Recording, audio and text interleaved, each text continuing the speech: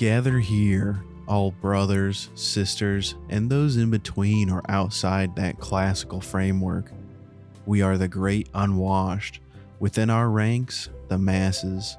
The 99% who will struggle tooth and claw to earn a total $2 million over our lifetimes, retire at 65, and die 10 years later.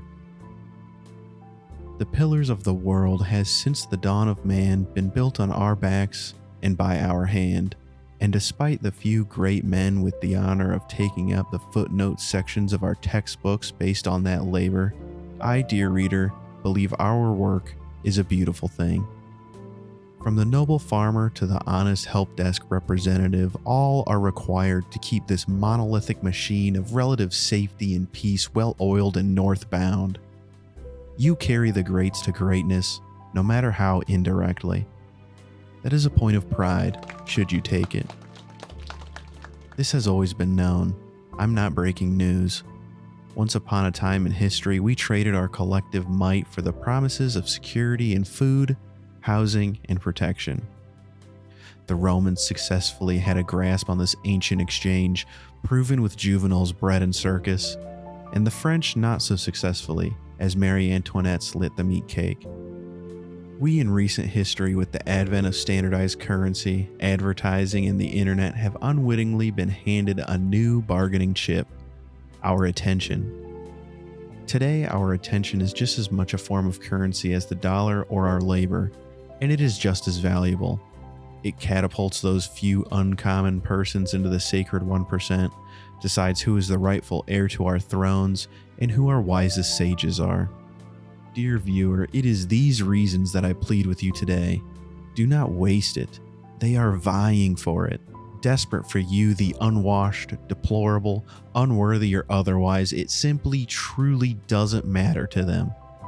Just how they are craftfully trying to separate you from your hard-won dollars, they are manipulating and clawing with experts and scientists for minutes of your eyeballs' gaze. With this age upon us, it is our responsibility to not so blindly give our attention where it is not deserved. Know what it is you value, what is sacred, and devote your screen time to it.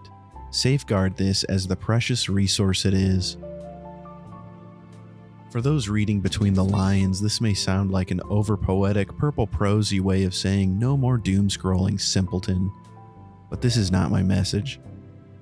There are fantastic things to watch on TikTok, YouTube, TV, even Facebook if you look really hard. What I see is, time and time again, people counting themselves out. Their vote, their dollar, because our individual contribution to this colossal system feels so insignificant. But your hat lies not alone in this ring. Your contribution stacks alongside all others, and it is with us that we see our dollars, votes, and views being the only ones that honestly matter. PewDiePie doesn't become the largest YouTuber because Disney buys his channel. Disney buys because we love him, and they want in on it.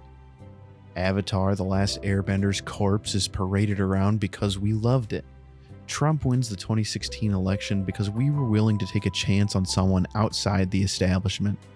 Google is one of the highest valued companies in the world because we love that tool. Trump loses the 2020 election because we came together and we said, "Oh fuck, go back, go back."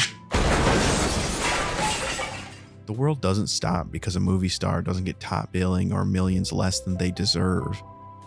The world will stop when we decide not to participate, when we decide we aren't getting what we deserve.